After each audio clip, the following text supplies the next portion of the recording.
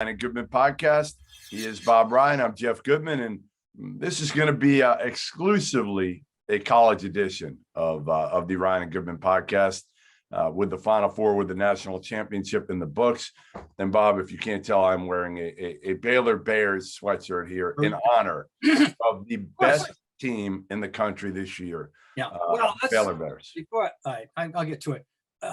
For example, or not for example, are you one of the people who believe that they were certainly a major favorite, a major contender last year? That we could be talking about two in a row, in A, and B, absent the 17 days, absent the hiatus, might we be talking about them being the first team since 1976 to have run the table? Absolutely. I mean, I listen. I remember the first time I saw this team, this kind of core group in person, was a year ago, November, in Myrtle Beach, and they beat Villanova. And I fell in love. It wasn't the exact same team. Obviously, Adam Flagler this year was new. You know, they had some new pieces, but the core was the same of Jared Butler, Maceo Teague, Mark Vital. And I remember telling Scott Drew after the game, I thought he had something special here. And that was early on. That was back, right after Thanksgiving. And I picked him to win it all this year. I picked him before the season. I picked him before the tournament. I just felt their guards were so dominant, Bob. And they had four of them. And they complement each other very well. They move the ball. They're very unselfish. Not that Gonzaga isn't. But I just felt like their guards as a group were better than Gonzaga's guards. And Jalen Suggs was never going to see anything like Davion Mitchell. He had never seen anything like that before. And that dude, listen, you love Marcus Smart. If you love Marcus Smart, you have to absolutely be in love with Davion Mitchell. No, he gets your attention. There's no doubt. They got my attention by 9-0 when it was already over, as we learned in retrospect. The offensive rebounding, you mentioned Vital. Now, he's not going to play. Nobody's going to pay him to play basketball, right? Not in this country. Probably not. He can't score. He can't score. Once again, I'm going to say, you bring him to camp, because you bring him to camp to make everybody unhappy that you brought him to camp. If you know what I mean? That's what the guys like that have a role in our basketball society. And then he goes then he fulfills my motto, my mantra. There's a country for everybody. Yeah. There's a country for him. And if he wants to keep playing basketball, that'd be wonderful. It just is, but boy, is he fun and useful. And he's proved his worth, as he has done many times over in that game. Yeah, it was, watching that game, even I was in a little bit of disbelief how dominant Baylor was. Again, I picked them to win. I thought they'd win. I just felt like the only thing I was worried about, honestly, was Drew Timme and whether Baylor's bigs could stop him. And man, did they stop him? Because he had never seen anything like that length and athleticism, whether it was Vital and a lot of really good weak side defense. Jonathan Chama, Flo Thombo, like they have three guys that they kept throwing at him. Yeah. And I think Timme at first was kind of like almost just shocked that he couldn't get anything easy. He ended up with it. He had an okay game, but not his typical game. And Baylor made every shot. But to me, the biggest thing, none of Gonzaga's guys could get by Baylor off the bounce. And that's something they've been able to do all year. Even Kispert in the WCC can get by guys. He put on the floor. Well, he couldn't do that against Baylor. And again, Jalen Suggs was taken out of the game early with those two fouls. But even when he was back in the game, he couldn't get by Baylor's guys. He couldn't get by him. No, they were everything that, people like yourself that talked about. But they at 29-10, I'm going, oh my God! Because the first thing I thought of course, was UNLV Duke in 1990. Yeah, and we were on our way. We never did get to 30, but we certainly got to a dominant 20. They were, and at halftime, I'm sitting here thinking, well, it's conceivable. They got a pulse. They're coming. They got it to 10. Like I thought, yeah. And then they scored. They got it right up to 14. And I'm thinking, the Kemi Mutombo commercial. No, not today. No. And you're not winning. No, you're not winning. We tease you a little bit to let it get down to 10, but oh no, that's it. And, yeah, it was yeah. never a game, Bob. I mean, No. a halftime was the only time when you were like, all right, maybe Yeah. if they come out of the gates and they make a couple threes and put some real game pressure on them. Instead, it went the other way, and it was a formality. I mean, it was weird in the arena. I said this about the UCLA Gonzaga game, one of the greatest games ever, right? One of the greatest games I've ever seen. Yeah. But what it was lacking, Bob, and why I wouldn't put it ahead of obviously Villanova, Carolina, why I wouldn't put it ahead of for me Memphis, Kansas, when Chalmers hit the shot for Kansas, why I wouldn't put it ahead of Luke May and Carolina beating Kentucky in the Elite Eight is because the atmosphere. The game itself measured up. Yeah. Just like I know people don't want to say it. People can't admit it, right? Like it's like taboo to say, well, because of COVID, things weren't the same in that arena. Well, there were only 8,200 people. So part of what makes a great game to me, watching it in person, is the crowd and the energy in the arena that wasn't there for the UCLA Gonzaga game, like I'm used to it being there for those other three games that I mentioned. So to me, while it was an all-timer, I don't think I'd put it in my top three because of frankly, because of that. Well, this discussion, of course, is endless and irresolvable. One game that has not been mentioned enough in this discussion, when you consider the whole background of it and the sheer scope of what was going on, is Villanova Georgetown.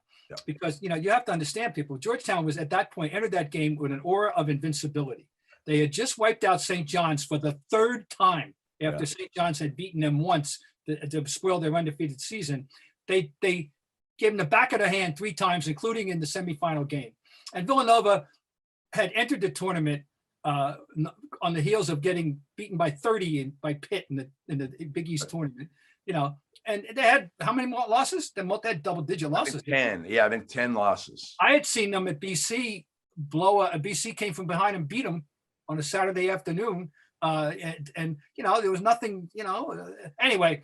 And then, of course, they go out and they shoot 20 for 29. They shoot 9 for 10 in the second half. They do what they did in the last game, play without a clock. And you didn't even realize that they had only taken 10 shots a second. It didn't have that feel of, they weren't holding the balls. It's hard to explain. You had to be there. This is one of those you had to be there or see it games, Okay, people don't remember that game's got to be in any great discussion.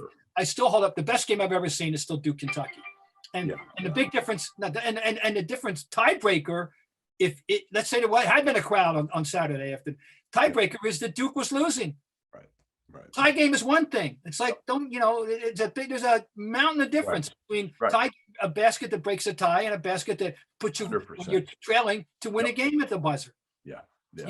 And so that's a difference there. I don't want to get, there's so much we could talk about, but the experience, I want your summation of what you just experienced covering this tournament in this fashion. Yeah, I mean, it was so unique, Bob. I mean, listen, appreciative, grateful, all of it that we had a tournament. And I love the fact that it was Baylor Gonzaga in the title game, because it was different, right? Like in a different year, in a unique year, you had a completely unique matchup with two coaches that really liked each other and played pickleball, doubles pickleball often throughout the bubble. And you never would have thought that either of those teams, if you had said 15 years ago that they would have played for a national title game, we would have scoffed and laughed at it. So, what both have done is absolutely remarkable. The experience itself was interesting, Bob. I mean, 3 weeks I was there in Indianapolis, and it didn't have any feel as a city, because you didn't have coaches coming in, number one.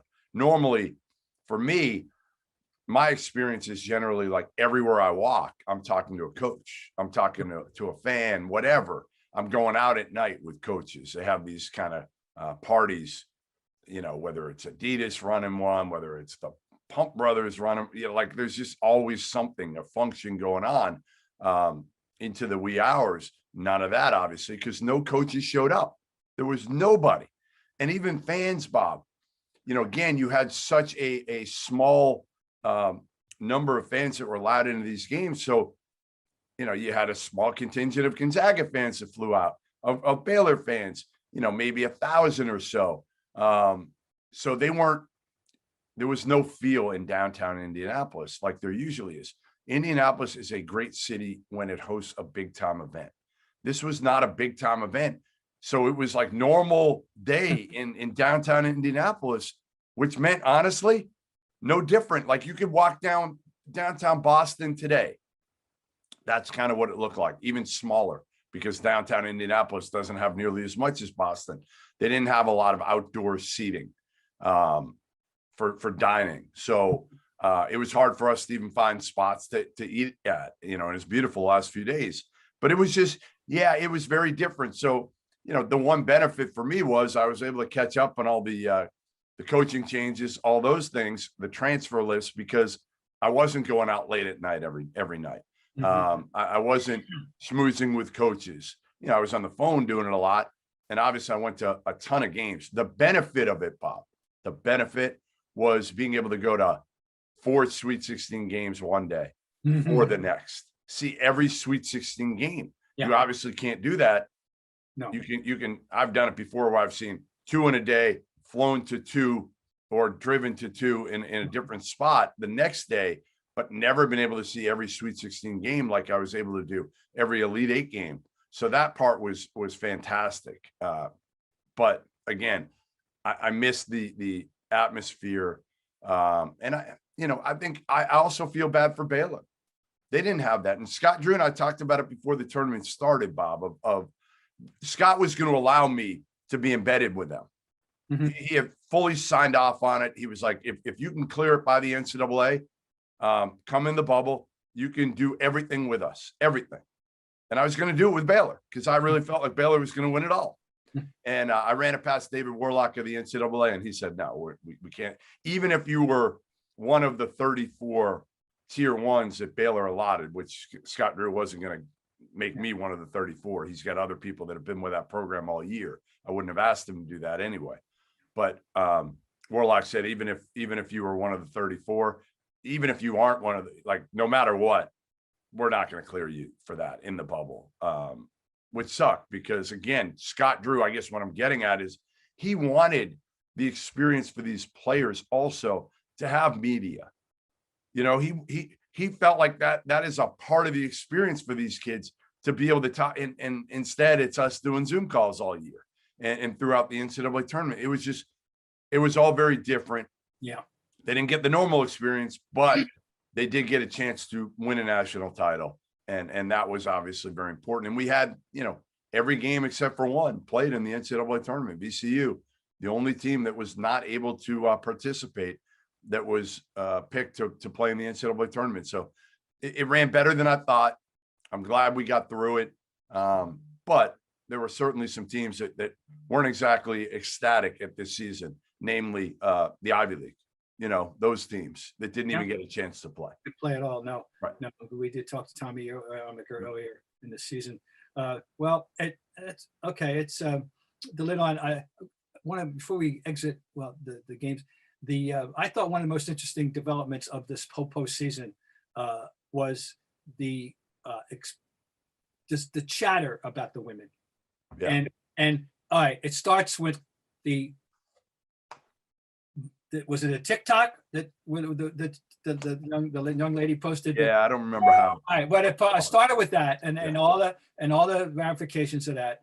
And I want to ask you what you think some of the ramifications would be. But here's an interesting thing I really find fascinating.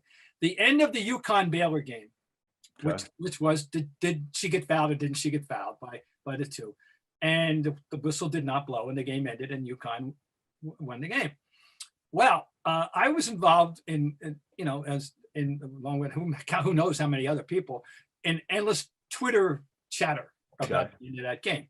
And after a while, an hour into it, and you're going back and forth, they got fouled, no. And I say, my thing was, it was debatable that in real time, it was a tough call. Okay, people were posting pictures of a still photo. Okay, referees don't have a still photo, Okay, and okay. So, but I'm thinking, you know what? What's interesting here? All we guys are arguing about this women's game, which was going on at the same time as a men's game. Right. Oh yeah. And I said, this is a milestone in a sense that has meant that these guys are arguing about this women's game. That's a milestone development. Yeah, I feel like, Bob, once it gets to the Final Four, the casual fan cares about the women's tournament. The casual fan cares about the men's tournament when it starts. I feel like they care about the women's tournament when it gets to the Final Four. And again, the games were so good. They were so good in the Final Four, and my alma mater, Arizona, came up just short, which was sad because their coach was awesome. I mean, like, the point guard was terrific. Like they had some fun personalities to them and came up just short, but amazing accomplishment by Coach Barnes for Arizona. But yeah, listen, the whole weight room thing was just insane. I mean, it falls obviously on Mark Emmert's leadership, not on him specifically. Obviously, he probably had no idea, but more of, you have to have the right people in place where this never happens. And that's the problem with Mark Emmert. We say that so many times about Mark Emmert. How much heat came down on Danny Gavitt in this regard? Should he? I don't know. Yeah, I don't know if people hammered Dan Gavitt for this one, but again, it's hard because you just saw the video and the pictures and you were like, oh my God. Like, so what do you think of the ramifications? What's all said and done what the ramifications of it are going to be very long lasting, don't you think? Yeah, I mean, I think now, obviously, people are going to be very aware going forward of making sure there's equity among not just weight rooms. Was there an issue about COVID testing too? It was not. There's some issue about not the same level of. Is that right? I don't even know. Yeah, I didn't. Testing. That's another thing that was shaken out. Crazy. I think it's going to be. I think there'll be long. There should be. There should be. I mean, again, I just don't understand it at all. It makes no sense to me. But to me, we need new leadership for the NCAA. We need Mark Emmert gone, and we need to bring somebody in who knows what the hell they're doing. Yeah, I mean, this is completely overdue. But unfortunately, the presidents back Mark Emmert, who was a former president, and that's ultimately what it comes down to here. It's a good old boy network, and that's why Mark Emmert is still in power, even though he has no right to be in power.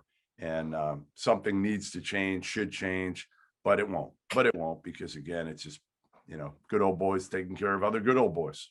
No, I don't know. The scrutiny. You got congressional scrutiny going. There's a lot. There's a lot right now. All right, we've just had 1,500 wins retire. 1,500 plus wins have retired in the last week from the college basketball scene, and everybody's aware of Roy Williams and the career. And I don't know what you want to add to that. Hubert Davis, what can you? Was this a foregone conclusion? Yeah, kind of. I mean, they did their due diligence and reached out to Mark View's representatives and Tony Bennett and Jay Wright and Brad Stevens. But ultimately, like I said, none of those guys are going anywhere. Mark View's staying at Gonzaga, and Jay Wright's not leaving Villanova unless it's for a really good NBA job. And Brad Stevens isn't going back to college anytime soon unless there's no other option for him. And Tony Bennett was the one I thought, all right, maybe. But he's happy in Charlottesville. So they turned it down. And yeah, it was pretty much, they interviewed Wes Miller from UNC Greensboro, who I thought probably would have been a better hire. He's 38 years old. He played there. Hubert, I don't know Hubert. Here's what I know of Hubert. He was obviously a great player at Carolina, played in the league for a long, long time, was on game day for ESPN, worked at game day. Yeah. But yeah, a lot of people describe him, Bob, as an introvert. Very, very quiet. Here's my issue. Here's my worry is Carolina hasn't been great the last 2 years with Hubert on staff, with Roy Williams as a head coach. Are they going to be able to be great with Hubert as the head coach if he doesn't hire a great staff? And he's promoting Sean May, who was on that the championship team back in 2005 one. Yeah. So they're going to move him up one. They're probably going to hire King Rice, former Carolina player who's been Yeah. a head coach at Monmouth for the last 10 years. But the question is then, all right, are they just going to keep this in the family completely? And if they do, is it a strong enough staff? Like, the one thing I'll say, Bob, is it's Carolina. Like, my daughter could recruit to Carolina. Let's be honest. You know, it's not that hard. Carolina's the best, arguably the best job in the country. They're going to get good players. The only time they didn't get great players lately was when they were under that cloud, that academic fraud cloud. Yeah. That was the only time they couldn't get top 10 or 20 players. And they even got Fringe top 20 players then. So they're going to be fine, but fine isn't good enough for Carolina. They want to win national titles. Oh, yeah. And can Hubert Davis do that? That's a big question mark for me is, and maybe he can, I just, you know, I think Roy, the biggest reason Roy left, Bob, he was just frustrated. He was frustrated by today's kids. He was frustrated by the transfer portal. And that, you know, when I've talked to him over the years, one of the things he's always been very proud of is the fact that kids didn't transfer out of Carolina. Let's leave this to the explanation he gave. I'm not the right man for the job. I was the right man in Kansas. I was the right man, and up to this point, I am no longer the right man for the job now. And we're free to interpret that. And I immediately said, you know, this transfer portal world is just, and he won't be the last one. No, I think Kay will be gone next year. I really do. I believe, wouldn't shock me if Kay and Boeheim are a year away now, because with name, image, likeness coming in and the transfer portal going crazy, this, you know, I bet right now it's about 1,100 scholarship players. That's almost it. When you first came up with that number, I mean, that's incomprehensible to me. That you know, last year there were 900 total, and we are at April 7th. I mean, we're talking about, we still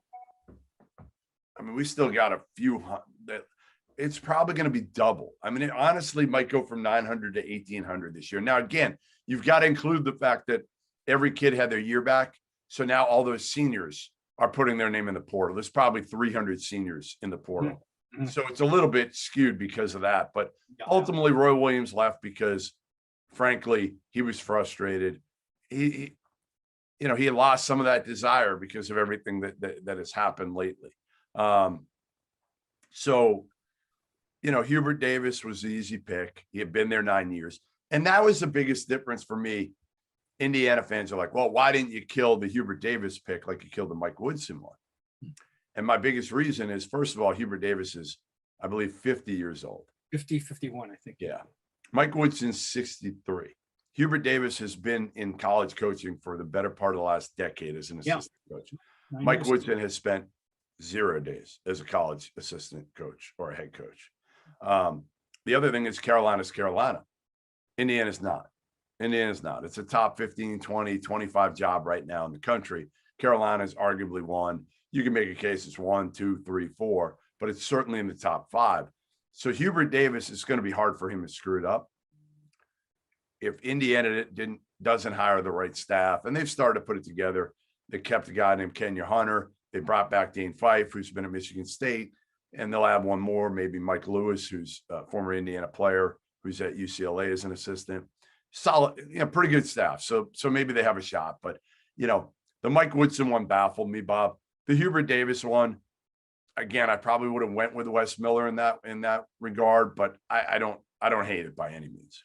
All right, Oklahoma, Lon Kruger. Let's just, first of all, reflection on Lon Kruger. 5 teams. Yep. Unbelievable human being. Like the best human being you will meet in this business. Like I'm gonna miss Roy, but I'm gonna miss Lon more. I'll say that. Like Lon Kruger to me was like the salt of the earth human being. You'd find him 45 minutes before a game starts, Bob.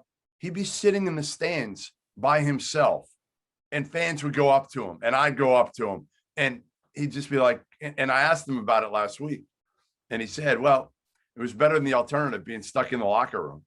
At least I'm out there and I'm talking to people, and what else am I doing at that point? Everything's done. Lon Kruger, again, one of the best people I've ever met doing this, and college basketball is going to miss him. Great coach. Tried the NBA a couple different stints. And did a good job in the NBA, but was more suited for college. And really did a great job at UNLV, at Oklahoma. Took Obviously, Florida to the Final Four. yeah. I mean, Beat a Boston College team to get there. yep, that's right. Yeah. Yeah, I mean, many places, but people don't remember, that Lon Kruger was successful at years and years ago. But, did a great job in his latest stint at Oklahoma. How good a job is that for how good a job is Oklahoma? Yeah, Porter Moser took the job from Illinois, Chicago. You know why? It's part of the reason it's a great job is because they have one of the best ADs in the country in Joe Castiglione. He's awesome. So I think absolutely it's a job you see within the Big 12. It's not Kansas, but it's a football. It was perfect for Lon because he didn't want the attention. So it was perfect. He could be second fiddle. He didn't care. Obviously it's a football school, but they're also very passionate about basketball. Oh, that rivalry must be one of the best rivalries in America too, right? With the Cowboys. Yep, it is. Yeah, no, that I think of Oklahoma in terms of basketball. What do you think of? Who do you think of when you first think of Oklahoma? Who? Who? Come on. Oh, I don't know. I mean, for me, it's Wayman Tisdale. Okay. All right. Wayman Tisdale. I don't know. Just like the best guy. Talk about, again, Lon Kruger being a great guy. Wayman Tisdale was, like, I interviewed him when I was like 16 years old, Bob. Called him up when he came into Boston. And he spent like a half an hour on the phone with me. Then when we got off the phone, he's like, "Are you coming to the game tonight?" I'm 16. I'm like, no. And then I thought about it. I'm like, yeah, I am. My dad, had tickets for that game. He's like, all right, after the game, I got some tennis shoes for you. I'm like, okay, sure. And I tell my dad, and my dad's like, come on, there's no way. No chance. So, you remember where you'd stand outside Causeway Street when the players would come out years and years ago, they'd come out of that exit. And sure enough, I was standing there with my dad. Wayman Tisdale comes out. I introduced him, or my dad probably introduced us. Who knows? And he pulls out right out of his bag, pulls out his sneakers, signs them, and gives them to me. And just a class guy. I met him several times later, including once in Norman, and just the late Wayman Tisdale, one of the best. So I think it's a good job. I think Porter Moser will be good. He's a different personality than Kruger. He's high energy. Did a phenomenal job the last 4 or 5 years at Loyola Chicago, and I think he'll keep that thing going. That's good. All right. What did you think of Mike Woodson? What did you think of that hire? Being a guy that, again, you follow the NBA, you follow college. Well, I mean, I know there's a lot of fond remembrance of he doesn't get enough credit and outside of New York for the job he did with the Knicks. And he's the last decent team they had until, right. was a Mike Woodson team, didn't get enough credit. He was I think of him as a pro guy. And, as you said, that this idea that just because he's a storied alum, right, if he doesn't find his Phil Martelli type, and that's not, it's got to have that's a must as far as I'm concerned. So I'm wishing well, but I don't know. It was almost a knee-jerk hire, I think, to have somebody in the family. Yeah, I think it was, all right, we'll shoot for the stars, right? We'll try for Brad Stevens. Then we'll try for Chris Holtman. All right. And now we don't want to be embarrassed. It's like that with Patrick Ewing a little bit. Georgetown tried for some other guys. And then it's like, oh no, if it gets out there publicly, what do we look like? Instead of just saying, like, let's get the best guy. We don't care what it looks like. Nobody's going to care how many guys we missed on at the end of the day. We got to get the right guy. And I'm just not convinced that Mike Woodson is going to be the right guy in the long term here, but we'll see. What do you got going on now, Bob? What? I'm doing a baseball book. That's one thing, but trying to, now that the college season's over, I can pay more attention than I have been paying to the Celtics. Yep. I'm well aware of the play of the up and down. They are maddeningly inconsistent for their fans. But they can't get. Of course, look, it's not exclusive to them. The league. Go down the list of teams. Find me a team that's been totally healthy. Right. that hasn't had a COVID problem, hasn't had a major injury, they're hard to find, and so everyone has that excuse. But that's that. And it's baseball season too, and we had this classic. Didn't you go to a game? Did you go to a I game? was supposed to go to opening day. Didn't go. It was postponed. And I could now, and they always built in Friday, the X off and I couldn't go Friday. I was doing Around the Horn. I couldn't go. So I haven't gone to a game yet. The next homestand, I'll definitely. Was it postponed because it rained, Bob? It was called the kind of weather. At 9 a.m, they decided it was going to be, even if it was going to be miserable. It was going to be damp. It was going to be 40s. When they played on Friday, game time temperature was 37 degrees. Wow. All right. This is what, it's New England, it's Northeast, it happens. I'll go to the next homestand and get involved, but my daughter, who has not, all of a sudden the last couple of years has started to become into sports. Yes. Now, since I've been gone 3 weeks ago, now is last night I got home and she's talking about learning baseball now. So I will take her to a baseball game. I think she will be bored silly, and that'll be the last baseball game she ever wants to go to, but I will do it. Once she gets she's going to get vaccinated. Her first one.